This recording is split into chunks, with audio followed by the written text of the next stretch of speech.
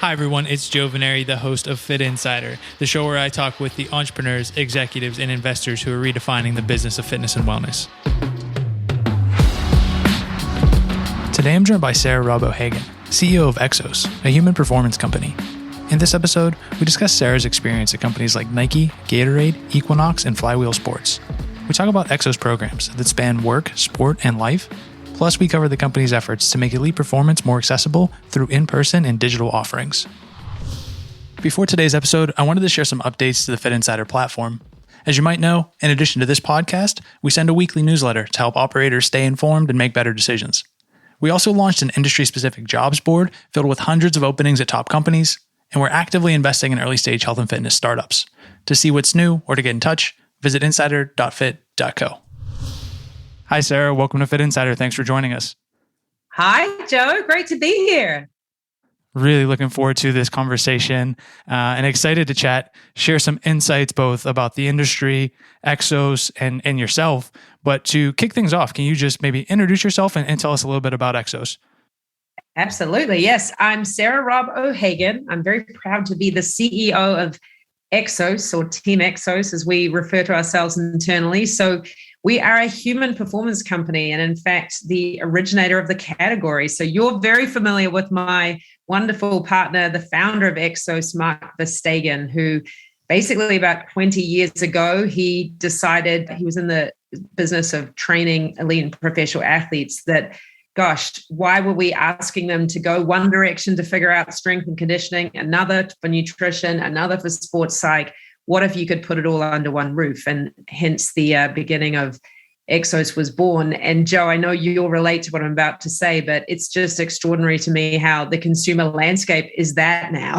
Like 20 years later, you talk to consumers, it's like, what do I do? I've got nutrition over here and fitness over there, and none of the dots connect. And so that's what Exos effectively does, is we try and play that role for our clients. And now 20 years later, yes, we still train Olympians. We have gotten more Olympic gold medalists than my entire country of New Zealand in the 2016 Olympics, just to give some context.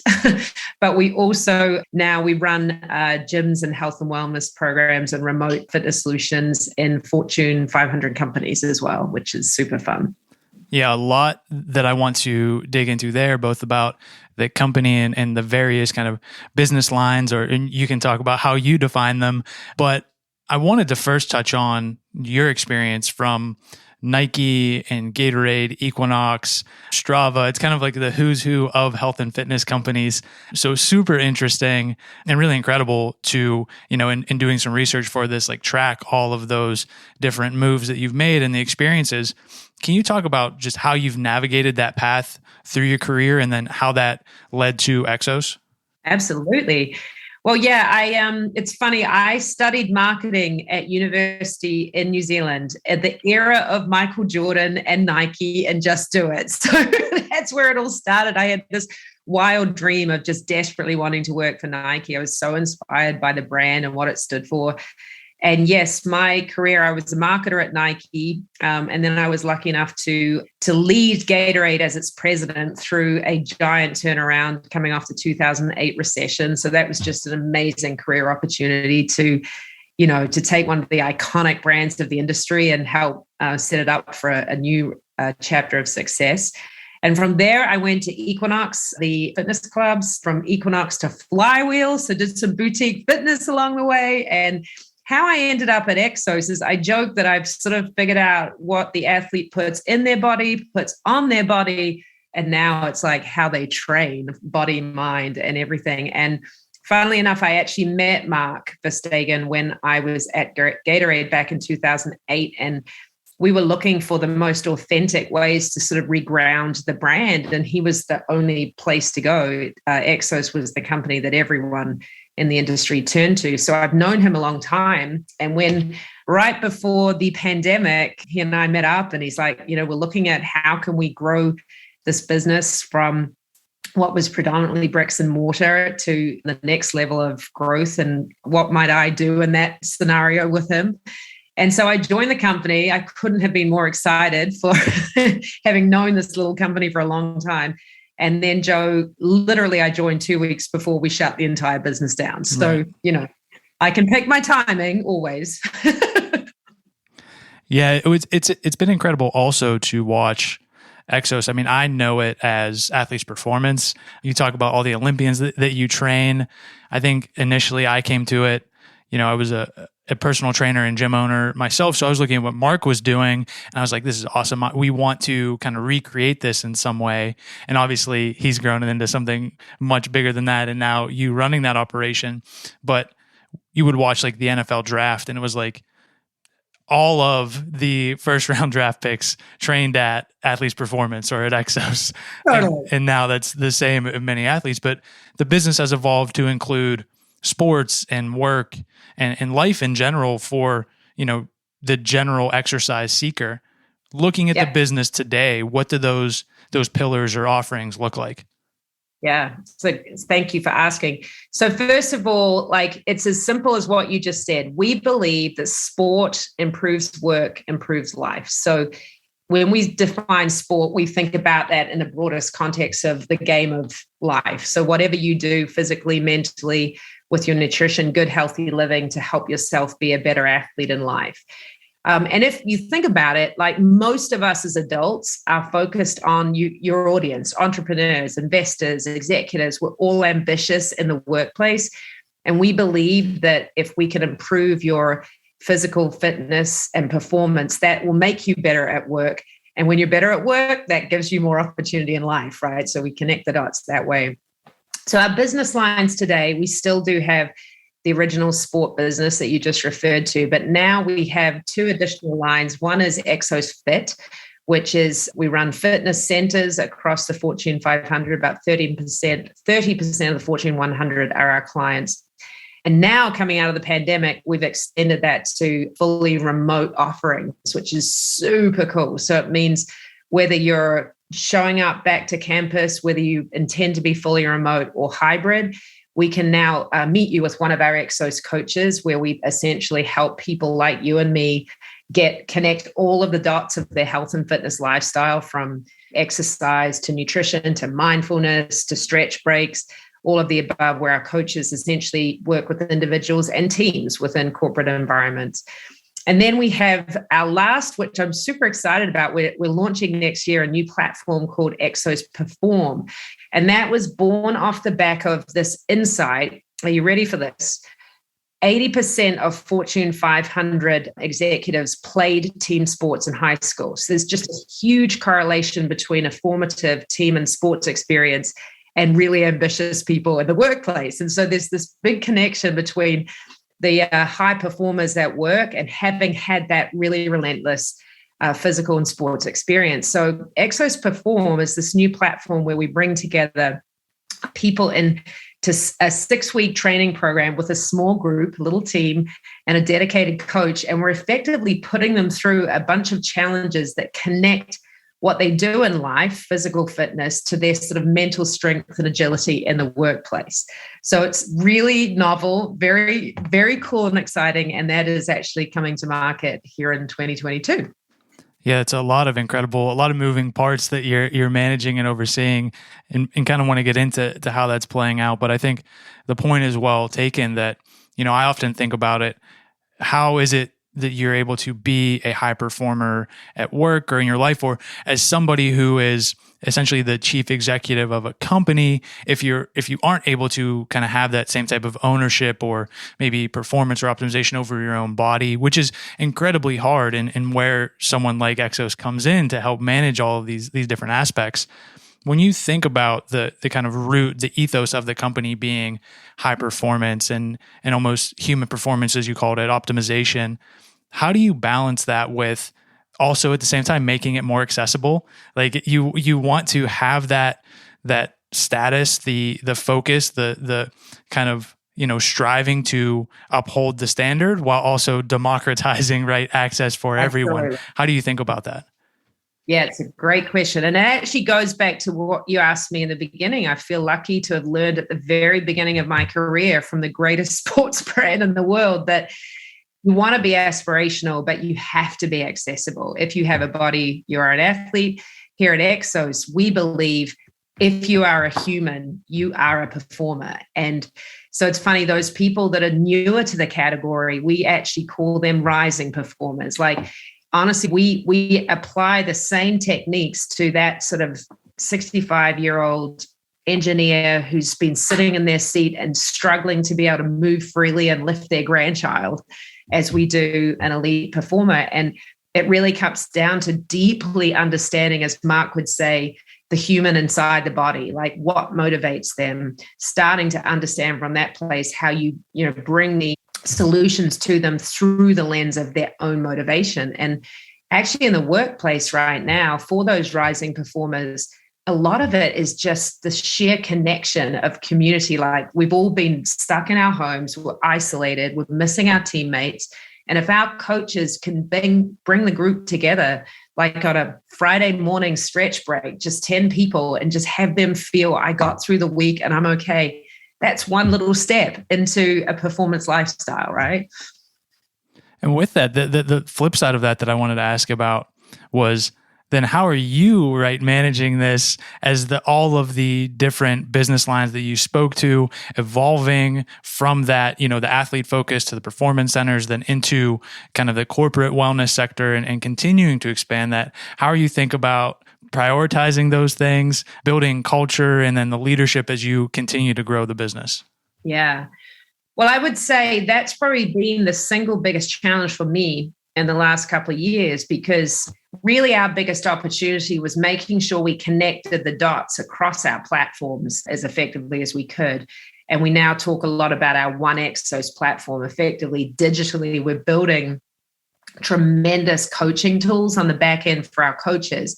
Whether you're coaching an elite athlete for the NFL or a rising performer at work, the coach needs a lot of the same tools to understand where they are, the data behind what they've been doing, et cetera. So essentially, we're like, how do we build the platform so that then each of these business lines can easily leverage the same infrastructure and meet their end consumer?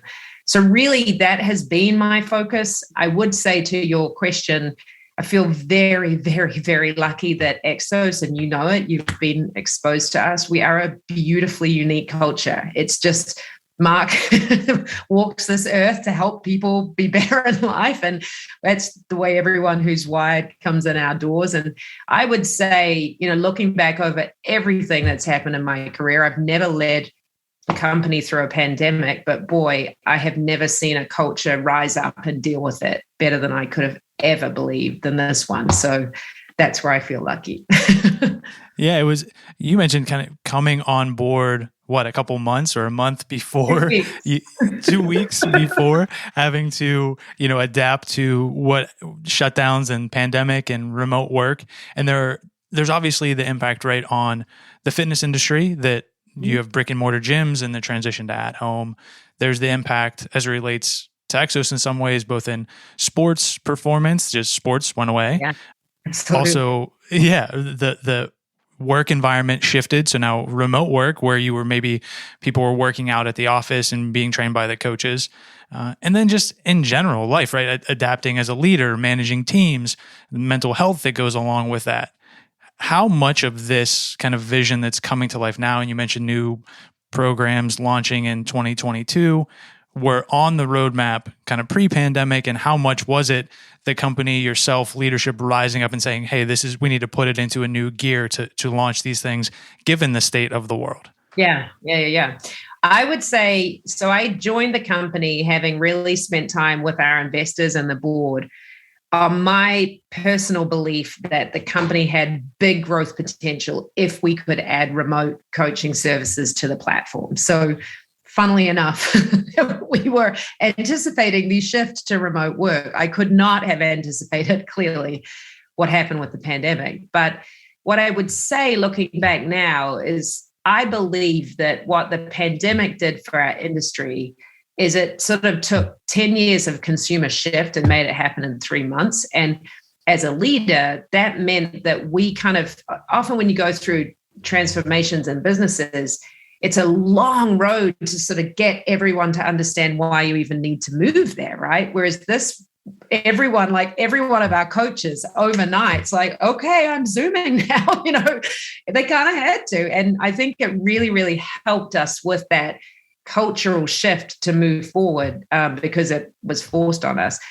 That said, it's interesting seeing what's playing out now in the market, because I always believed coming into this that the consumer was going to want both. The end balance was going to be both. We absolutely love the convenience of working out in our homes and participating in stretch and mindfulness sessions in our homes.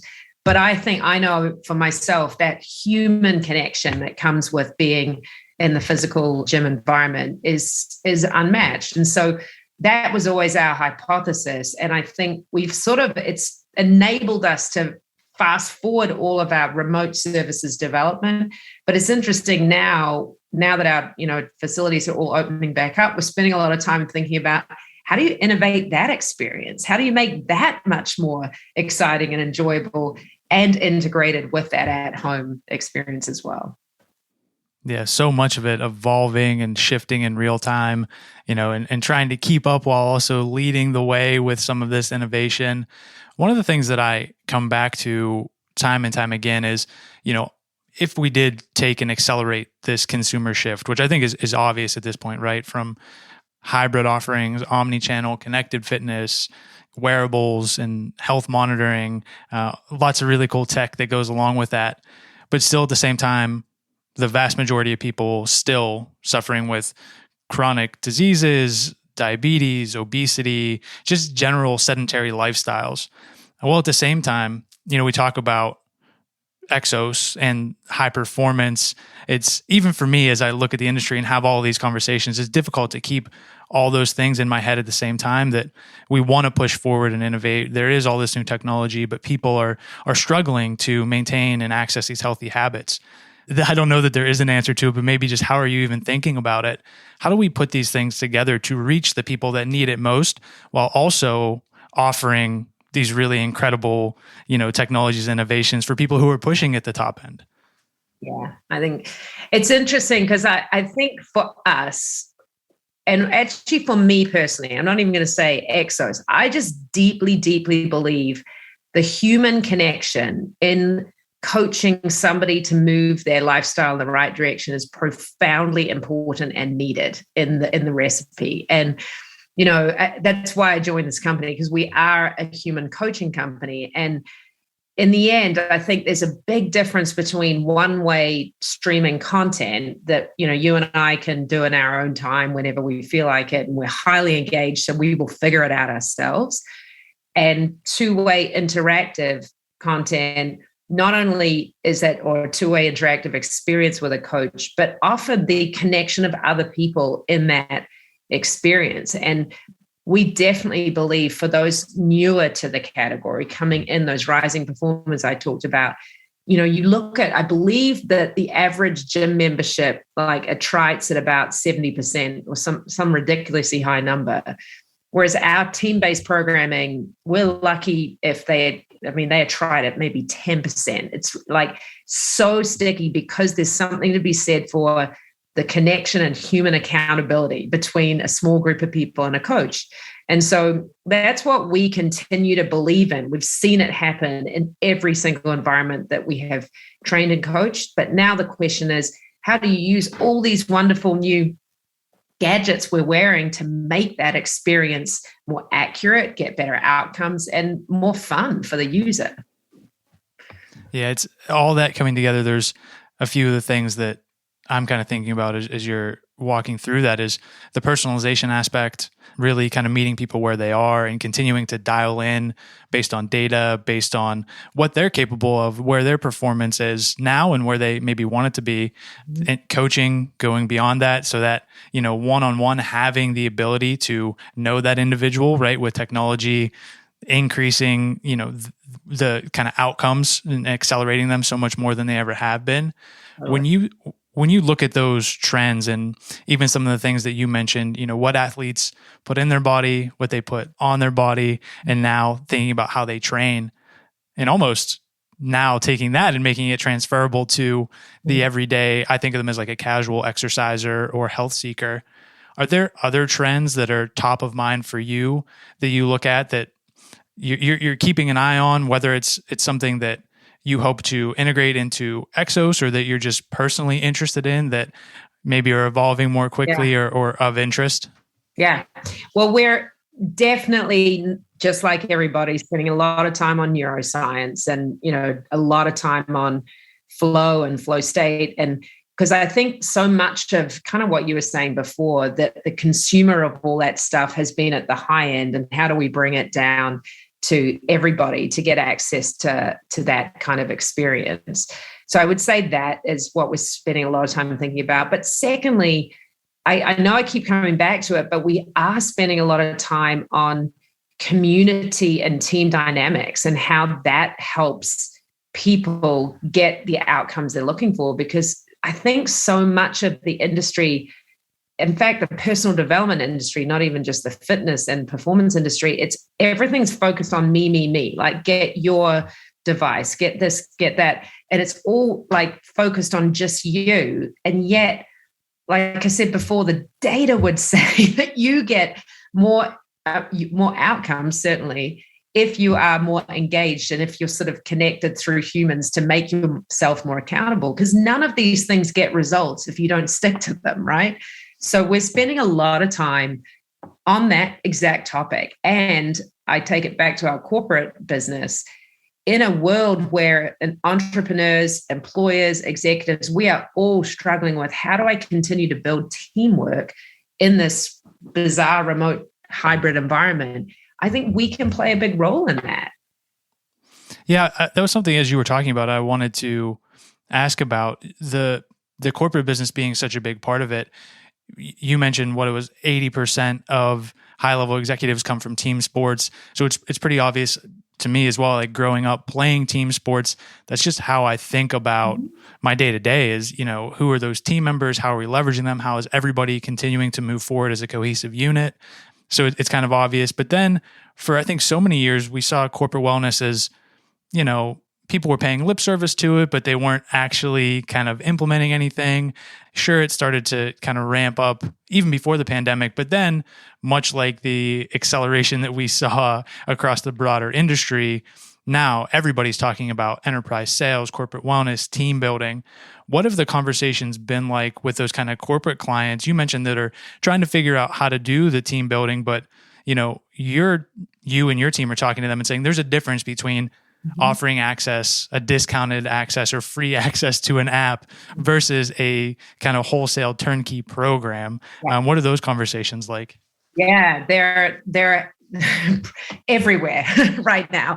I mean, because I think you're 100% right. I think the industry has really moved quickly because of the fact that in the past it was like, okay, I've got to check these boxes to offer these benefits or et cetera as an employer, to now employers really are staring in the face mental health issues, anxiety, all of burnout, the great resign, all the things that we're reading everywhere.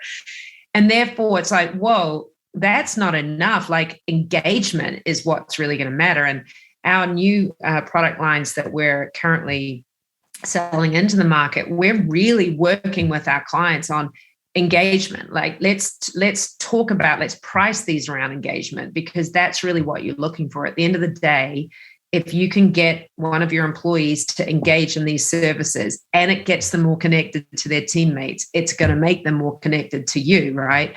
Than just sort of saying, I check the box and I hope they sign up. And what I've seen kind of a variety of numbers in terms of how many kind of corporate clients there are, how many Onsite and coaches. Can you just give us a sense of the scale of that business as it stands today? And if it's tough to say benefited, but if it was, kind of increased during COVID, and how you anticipate that going forward?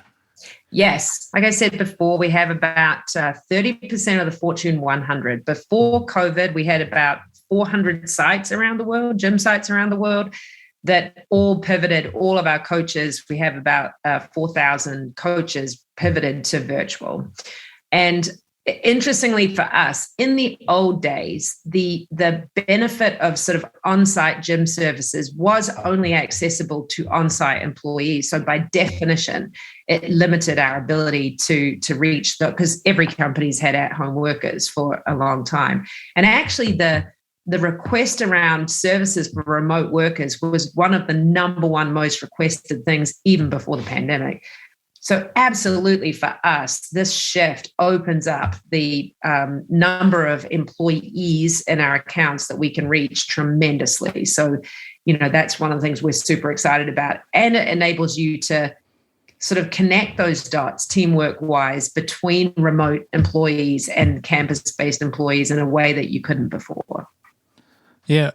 Building on that, one of the things that I'm curious about and have recently started asking about in conversations like this, both kind of online and offline, as we move to the hybrid kind of world, and again, whether it's the corporate and remote employees or whether it's people who would typically be exercisers in the studio and now moving to digital, is there a preferred breakdown or split of how you think about reaching those individuals? Are you even at this point able to quantify that in terms of what's happening and project? Right. So how do you think about that? And where does that put you in terms of, hey, do we develop new on-sites or do we focus more on digital, or how do we think about this mix going forward? Yeah. Honestly, I think every single employer we're talking to is nobody has the answer yet. And because we don't know, I mean, some of our clients are like, we're absolutely doubling down on more, better on-site because we want everyone to want to come back. And we believe that's how social relationships are developed collaboratively at a workplace. Others are like, peace out, we're really stoked, this at-home thing's working. But employees, as you know, also have really strong points of view on either side. So I think everybody's still like, where is this going? We got to see how it plays out. But our point of view with our clients has been, listen, it's on us to make sure we can reach all of them wherever they are. We now have the services to be able to do that. And actually, how can we help all of you learn from one another? Because you're all dealing with the same questions. And that's what we've been spending a lot of time on recently, is just that, how can we help connect the dots between clients who aren't competing with each other, but may have similar sized businesses, campuses, to help them understand how they're all thinking about it? Yeah, absolutely. As we get toward the end of the conversation, we've touched on a lot of different aspects of the business today and the industry. I wanted to both kind of wrap up and maybe look ahead as you think about the roadmap, some of the priorities, and potentially some of the challenges. What does maybe the Q4 rest of the 2021 look like? And then as you're kicking off 2022, what some of those, again, priorities and benchmarks that you're thinking about, but also sharing with the broader team? Yeah. So, well, the news of the last 24 hours is actually interesting for our business. But I would say, coming to the end of 2021, we've been just actually more than anything focused on our run rate into 2022, because it's, this year, I'm sure many other players in our space, it's been, we're opening, we're closing, we're opening, we're closing, we're moving, return to office dates, and now I actually think for us, we're like, how do we get everyone in the right position coming into the year of 2022? Because we think, based on what all of our clients are saying, that we have, at that point, the vast majority are fully back to fully operational, and most are fully expecting employees to be back in the real world, and obviously those who are already at home anyway. So we're all like, that's our focus, is like everybody all on deck, ready to go, inhuman, hugging again, like all that good stuff. Yeah, it's really incredible to think about, navigating this shifting, as you said, landscape kind of every day, every week, dates getting changed and pushed back. Yeah, it's quite the test, both of the leadership, but also the broader team and culture. And I think, you spoke to so many of those points today, and it's been really, I think in so many ways, both a learning experience, but also defining and redefining both the company and the industry. As we wrap up, we'll actually get you out of here on this. Folks that are listening and are engaged by what you're saying, and they want to take advantage maybe of some of these offerings or just kind of connect in general, where would you point them, website or different offerings, to learn more? Yes, I would send them to teamexos, exos.com. And I think my closing thought, Joe, on all of it, which when I look back over the last 2 years, I get asked, what's it really been like? And actually what you just said is the most important thing, which, yes, it's always hard as a leader. Listen, that's what for sure we're all going through. But actually, when I think about our coaches in the field who are dealing with their own personal struggles, as you just said, and having to help prop up other people who are having the toughest days of their lives, like, it's an extraordinarily heroic thing that anyone in this industry is doing. And I just want to make sure we all remember that wherever you are out there, if you're that one location entrepreneur and you're getting out there and Zooming to 10 people a day, you're a hero. And I just hope that you know that, because boy, let's hope 2022 is the time that we get more sort of emotional tailwinds into the equation. That's for sure. Yeah, we're certainly all hopeful of that. And yeah, I think your point there that, everybody trying to navigate this themselves while also helping other people navigate this and live healthier lifestyles. And folks, if there is kind of maybe a silver lining in one way, is that a lot of different surveys and reports now are saying people are more kind of focused than ever on prioritizing their well-being, on their health, on their mental health. So yeah, I hope all those things come together and can continue to, transform lives led by coaches and companies like Exos. So I appreciate you making a few minutes here today to chat with us, and really excited to share the conversation. Thank you. It's been a blast. Lovely to meet you at last. Likewise. Thanks so much. Thanks everyone for listening to today's episode. For more from Fitt Insider, visit insider.fit.co and subscribe to our weekly newsletter for insights and analysis on the business of fitness and wellness. Then go ahead and subscribe, rate, and review the podcast. See you next time.